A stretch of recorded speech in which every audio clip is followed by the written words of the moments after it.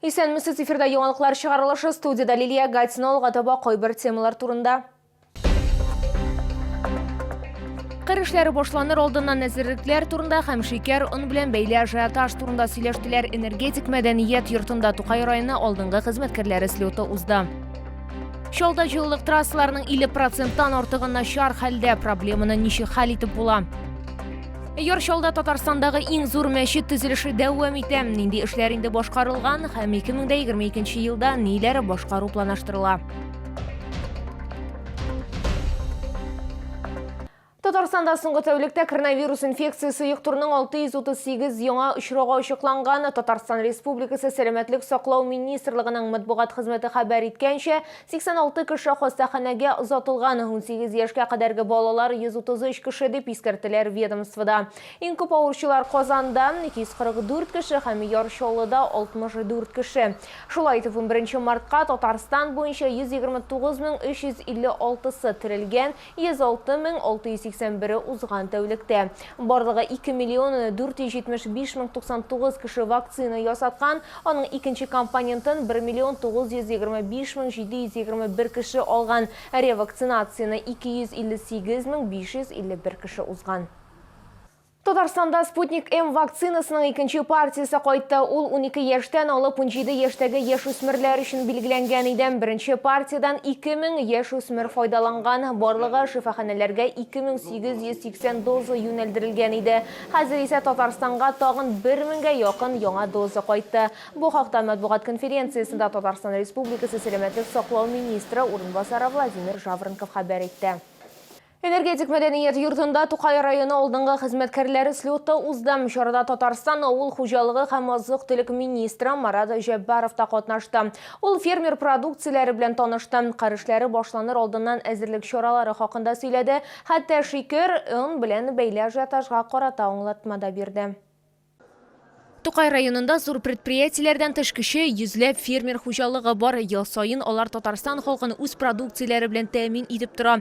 Узган ел коры килдем, шуңа да карамастан уңыш сыйфаты кимемәде ди эшмәкәр Менталип Миннаханов. Бүген ул районда бердән-бер яшелчә үстерүче. Аның продукциясе беренчеләрдән булып социаль һәм бюджет объектларына тапшырыла. Соңыннан башка шәһәрләргә дә озатыла. Бу инде 22 елга Аллага шөкер күп кенә хозяйстволар шунда бездә, значит, ырлыклар әзерләдек шәшергә. Аннан соң инде удобрениялар, средства химзащиты видебез.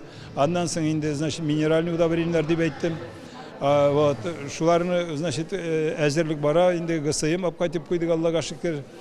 Шалы һәм Тукай районы халкын азык-төлек белән тәэмин итүдә проблемалар булмаячак дип белдерде авыл хуҗалыгы һәм азык-төлек министры Марат Җәббаров. Шикәр белән онда һәркемгә җитәчәк, сатучылар кибет киштәләрен тулыландырырга өлгермиләр дип аңлатты министр. Хәзер төп максат кыр эшләренә әзерләнү. Моңарчы чит илдән кайтарылган алмашларны башка илләрдән сатып алу бурычы куела. По удобрению, в принципе, у нас обеспеченность, она, по графику идет практически, она вся там российского производства.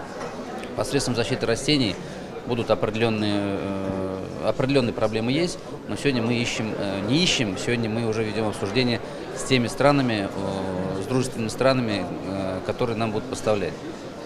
По запчастям, по весенним полевым работам, по готовности, сегодня, в принципе, готовность по технике у нас 95% готовность, тоже еще время есть, мы все докомплектуем. По семенам определенный момент есть, но еще время есть до весенних полевых работ. Бер ай эчендә чигендер, кукуруз, көнбагыш ырлыкларын кайтарырга тиешләр. Кыр эшләре башланганчы республика районнарында һәм шәһәрләрендә авыл хуҗалыгы ярминкәләре узачак. Ждем эти ярмарки, потому что фермеры уже давно просят, но, к сожалению, были некоторые карантинные мероприятия в связи с болезнью. Ну, все это прошло, сейчас открыто. Наши фермеры готовы поставлять продукцию на ярмарке. Будем обязательно реализовывать, потому что это дополнительные средства перед посевной для наших сельчан. Ярминкәләр апрель азагына кадәр дәвам итәчәк. Аларда авыл хуҗалыгының төрле продукцияләр тәкъдим ителәчәк. Бәяләр кибетләргә караганда түбәнрәк булачак дип ышандыра фермерлар. Лилия Гатина, Лилия Хабибянова, Ленар Султанов, яңалыклар. Шолда җылылык трассаларының 50%-тан артыгы начар хәлдә. Ел сайын 40 километр озынлыкта трубаларны алыштыру сорала. Әмма кызганычка каршы аларның яртысы гына яңартыла. Проблеманы ничек хәл итеп була соң, толырак киләсе сюжетта. Бүгінгі күндә жылылык шелтерләренең 50%-тан артыгы кулланылуга яраксыз. Иң проблемалы участокларның берсе 320 жылылык үткәргече. Агымдагы елда гына биредә 2 тапкыр авария булган. Торбалар инде 40 еллап кулланылышта. Норматив сроклардан күптән артып киткән. Жылылык трассасы шәһәрнең төньяк көнчыгыш өлешенә 10ннан артык микрорайонга хезмәт күрсәтә. Ниһаять биредә жылылык шелтерләрен яңартачаклар. Шалы жылылык шелтерләре карамагында 727 километр озынлыктагы трасса. Аларның күп өлеше Шалы төзелгәннән бирле алыштырылмаган. 740 метр алмаштырабыз, моның диаметры 800 мм. Бу эшләрне без инде башлаган инде көз көне 21 елны һәм апрель айында бу эшләрне бетереп, май айында монда полностью благоустройство ясап, ширя утыртып китәргә тиеш дип уйлыйбыз инде.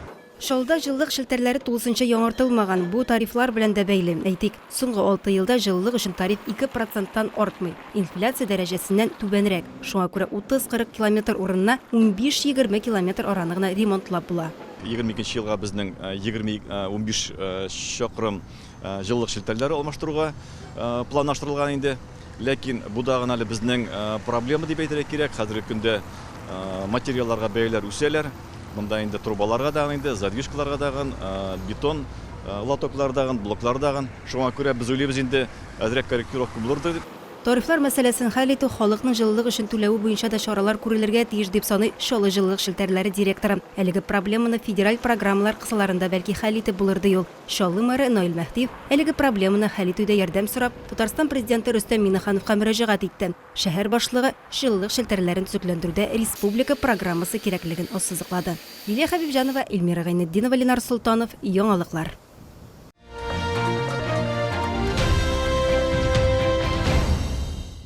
Ират хатын кызлар һәм балаларның чәчен кисү, маникюр, педикюр, чәч һәм кашларны буяу, париклар, чәч кыйлудан дару, чәчләр өчен биохимия, авыртурусыз колак тишү һәм әлбәттә солярий, булар барысы да креатив матурлык салонында.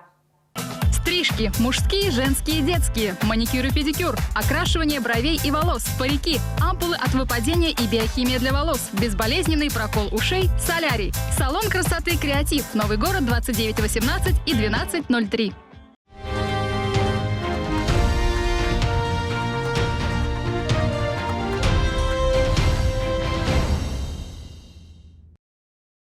Яршалда Татарстандагы иң зур мәчет төзелеше дәвам итә. Исегезгә төшерәбез, Җәмигъ мәчетендә эшләр меценатлар акчасына төзелә.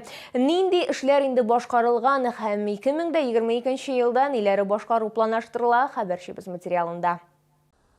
Мэрия янындагы төзелеш майданчыгында беренче таш 1992 елда ук салынган, ләкин эшләр туктатылып торды. Хәзер төзелеш эшләре янәдән башланып китте. Җәмигъ мәчете күз алдында үзгәрешләр кичерә. Объектта 2 зур манараны төзү дәвам итә. Бу проекттагы иң катлаулы эшләрнең берсе. Хәзер аларның биеклеге 8 метр. Төзелеш тәмамлангач, манаралар җирдән 69 метр биеклектә булачак. Якын арада объектта ачык яшел төстәге гөмбәзләр куелачак. Покрытие куполов у нас изготовлено из патинированной меди, светло-зеленого цвета, можете наблюдать, да.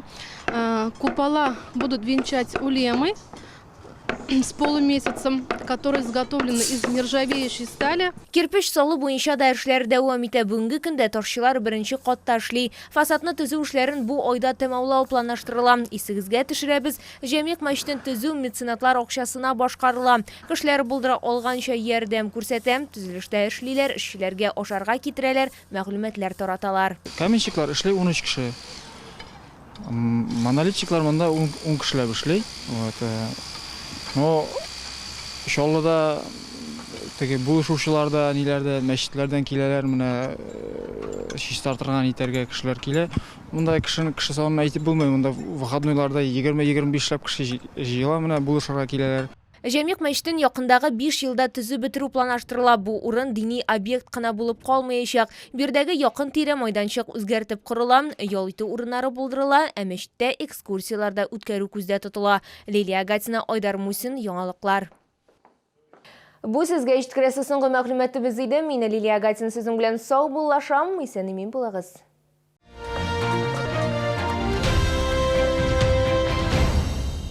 Челны, встречай! Свежий улов прямо с Камчатки. Чавыча, красная икра, белорыбица. Все от производителя. С 14 по 19 марта. ТЦ Грин, первый этаж. Не для тебя, любовь моя. 20 марта. ДК КамАЗ. Инна Вальтер. Любимые хиты и новые песни.